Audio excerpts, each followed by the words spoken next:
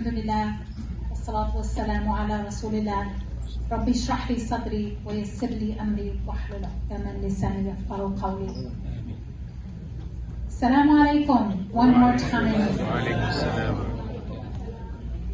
I want to first say thank you for taking time out of your busy schedule to be here tonight.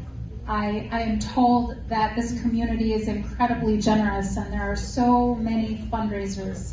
So for you to make this one of the ones that you decide to go to, I feel is a huge honor for me to be among you. And if you're here, it means that Allah wants good for you. Because you have sacrificed your leisure time, your Saturday night, to talk about something really heavy, really hard. And I think that one of the other reasons we're all here together is because we need community. We need each other. We are all grieving collectively because of the cruelty that we have witnessed in both the refugee camps in Bangladesh, and before that, the genocide in Myanmar, and then the ongoing and now escalated oppression and murder of our brothers and sisters in Gaza. We need each other and we need community to get through it. And many of us are asking what those before us asked, and understandably so, Meta Nasrallah.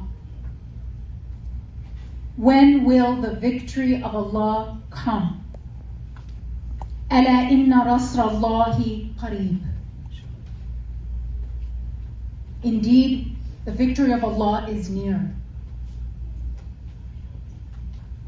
The latest and most accurate reports out of Gaza, and this is an estimate by a well-regarded medical journal, is that an estimated 300,000 civilians have been killed in the span of over 400 days of bombing, execution, and torture at the hands of the Israeli regime. But in just the first month, more women and children were killed by Israel than in 2 years in the Ukraine war. More children were killed in the first month than all the children in all the world's war zones combined in the past year. Today, 2/3 of those killed are women and children, and that doesn't mean that the men's lives is any less tragic. And many, many more are living with life-altering injuries. As our Sheikh just mentioned, and our Ustad, I was just in Canada. I don't live in Canada. I live in the Washington, D.C. area, but I just came from another event of medical professionals who are coming back from Gaza to tell their stories. And I cannot convey to you the tragedy. They brought pictures, they brought direct stories of the medical hardships that are being perpetrated every single day, that the war crimes of targeting medical professionals, the lack of medical equipment, and the injuries. We're only hearing about the casualties, but the injuries, especially of children, is absolutely heart-wrenching.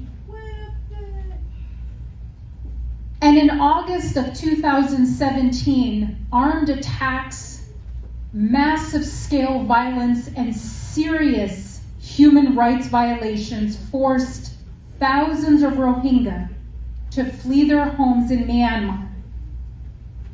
Many walked for days through the jungle and undertook dangerous sea journeys across the Bay of Bengal to reach safely to Bangladesh. Now nearly 1 million people have found safety in Bangladesh, with a majority living in refugee camps.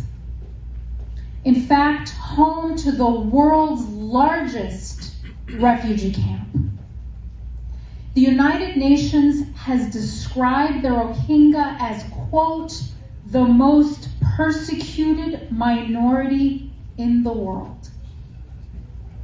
There is so much suffering among our siblings around the world, brothers and sisters.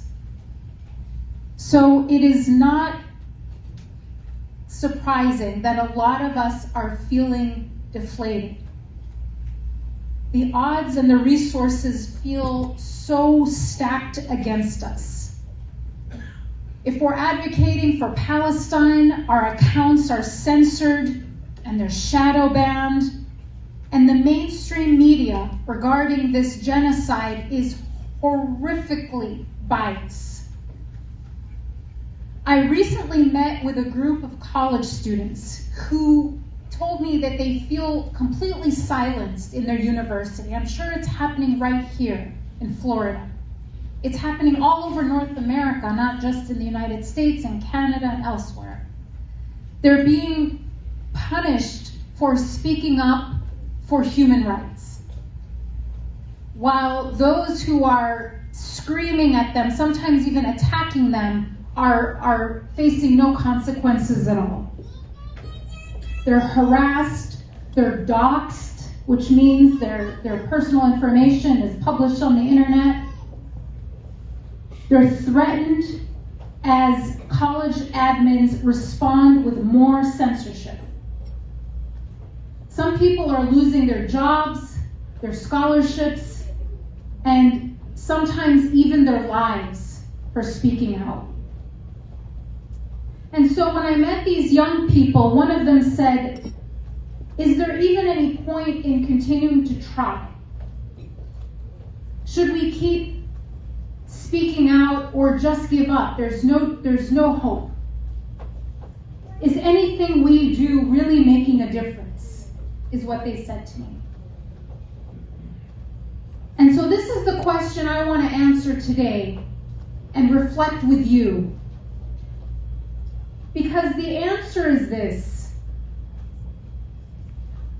we are not required to bring about justice. Allah did not ask us for this. We are required to stand and bear witness and work for justice, even if it feels impossible. Allah teaches us in His book that the opening, the victory that we are asking about, will never come from our means. It will only come from His might.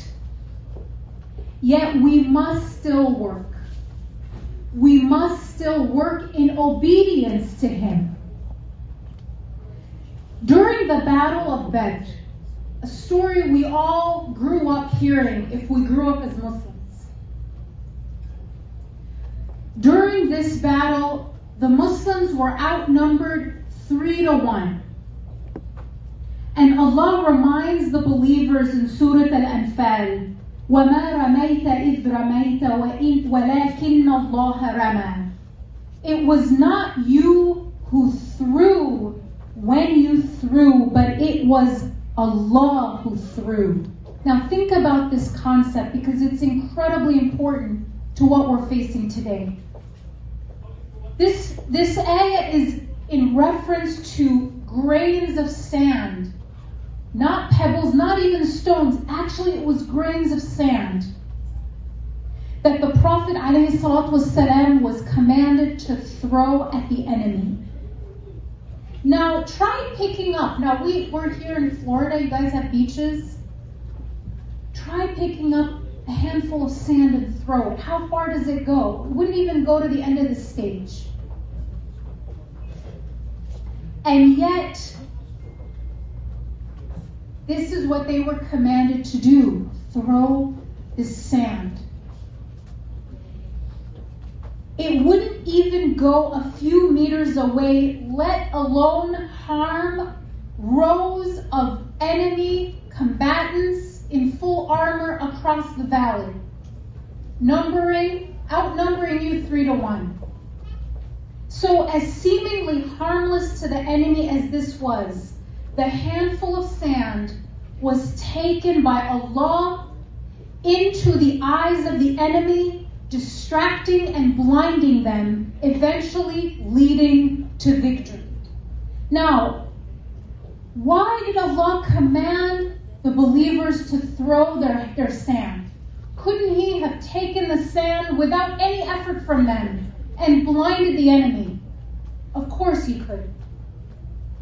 But He commanded the believers to throw sand out of His generosity, because He wanted to give them the opportunity to be a part of the victory, to gain the reward, even if their effort was inconsequential. And this is the concept I want us to understand today. It is an opportunity for us to be part of the relief that Allah is already going to be sending our siblings. We have an opportunity to throw sand in the eyes of suffering and injustice as generosity to us. So when I say you're here because Allah wants good for you, it was a literal statement. You're here because Allah wants you to be a part of the opening that He has already written. This cause does not need us. Victory is guaranteed. We are told His victory is near. The question is, do you and I want to be a part of the blessing of throwing sand in the eyes of injustice, or do we want to be bystanders? That is our choice. Palestinian liberation and the relief of the Rohingya people does not need you and me. But our souls need to work for these causes. Our souls need to contribute to these causes. When Musa alayhi salam faced off with the sorcerers in the court of Fir'aun, and some of the Mufassirin say there were 7 magicians.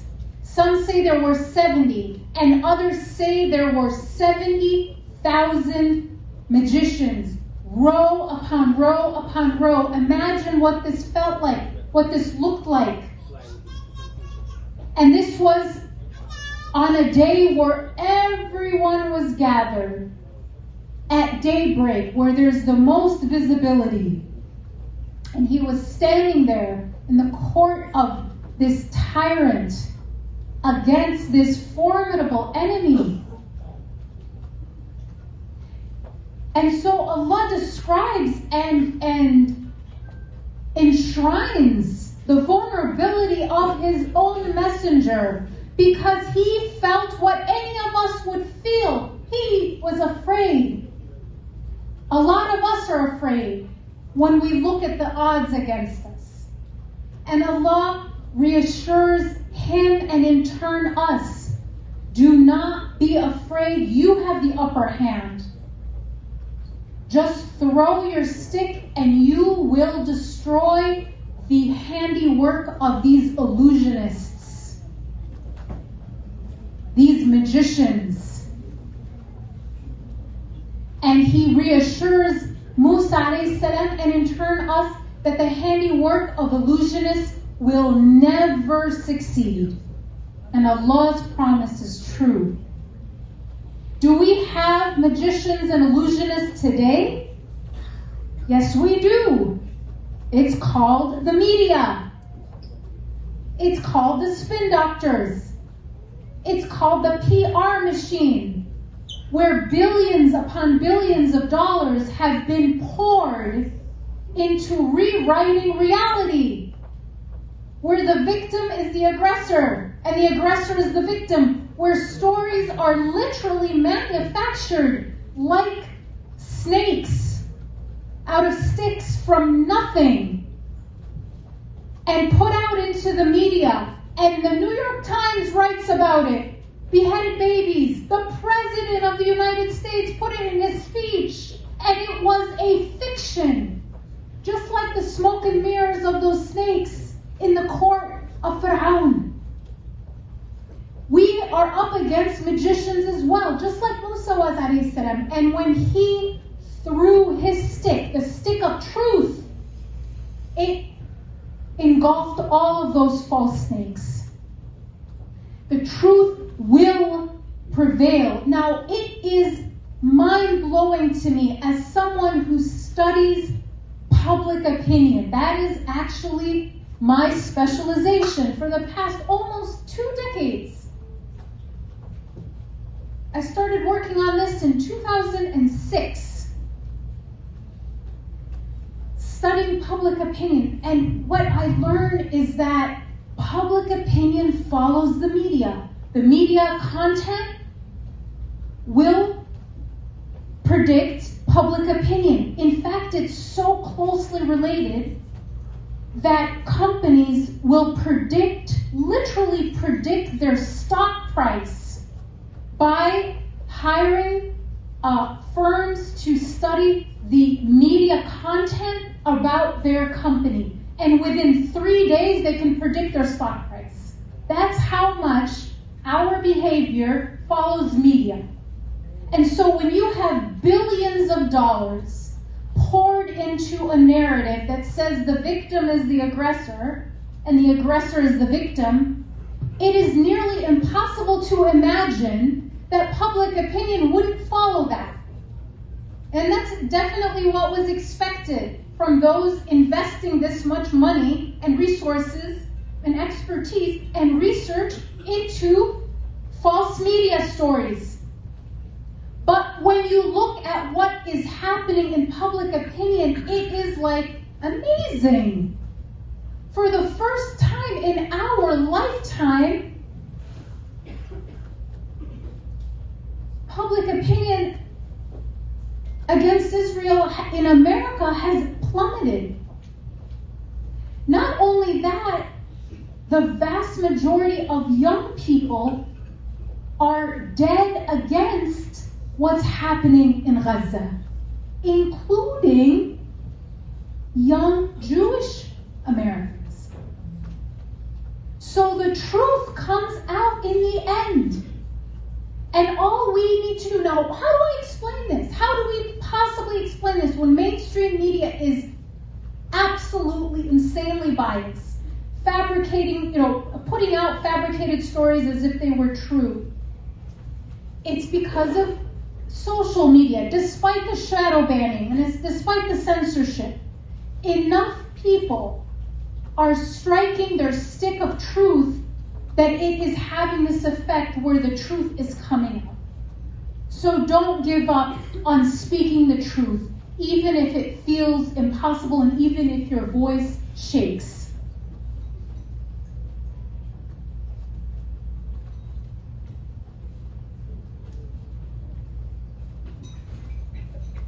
And you may also feel in this process that you are screaming into the void. When Allah ordered Ibrahim alayhi salam to call the people to Hajj, he had no means of mass communication, just like you and me. He was alone in the wilderness without anyone but his family for thousands of miles. He only had his voice. And yet, still, he did not hesitate to obey Allah's command. All you have to do is obey. And Allah carried his voice to every believing heart. And the people answered the call from the furthest corners of the earth. They came on foot and on lean camel from that moment until the end of time. And we see in the same way that Allah carried his voice, he is carrying the voice of so many around the world. Protests across the world, from Barcelona to Brazil, ordinary citizens in the hundreds of thousands who don't share our religion or our ethnicity or our background are marching for Palestinian freedom. On us are the deeds, and on him is the deliverance. Subhanahu wa ta'ala.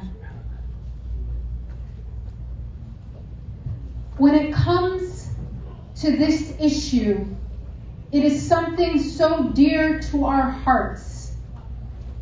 Brothers and sisters, Al-Aqsa is our holy land. It is the first Qibla, the second masjid on earth, the furthest mosque, the seat of the final Khilafah, the land of the gathering, the land of resurrection, the gateway to the heavens.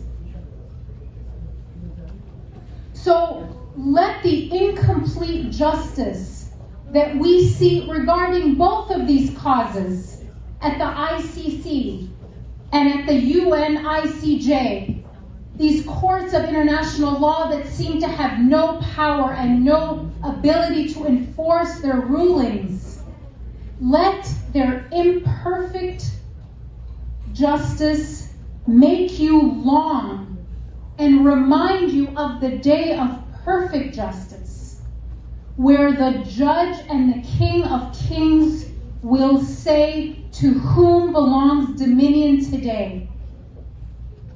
To God, the one, the subduer. And on that day, rest assured, his verdict will be enforced. So even if it feels like all you have is a grain of sand, throw your sand anyway. Even if the tyrant's lies and propaganda overwhelm your eyes, toss your stick of truth anyway. Even if you feel your voice will never reach, call out anyway. Keep working. Keep learning. Keep praying. And keep supporting those who are on the ground directly serving the most vulnerable.